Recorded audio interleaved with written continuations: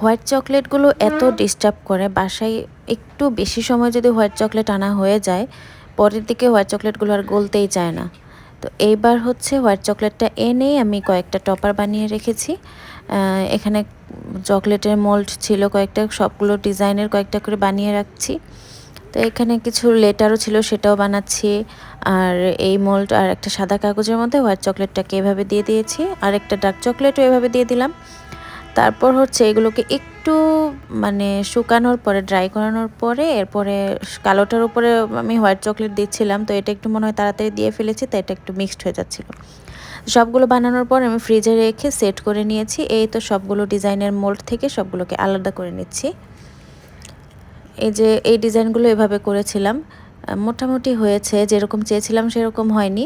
তো আর কিছু আমি স্প্রিংয়ের মতো করেছিলাম, সেটার ভিডিও করা হয়নি। আর হচ্ছে কিছু চকলেট চিপস বানিয়েছি, হোয়াইট চকলেট আর ডার্ক চকলেটের চিপস বানিয়েছি। আমি সবসময় চিপসগুলোকে বাসায় বানিয়ে নিই। তো এই তো টোটাল এই কয়েকটা আমি হচ্ছে চকলেটের টপার বানিয়ে নিয়েছিলাম।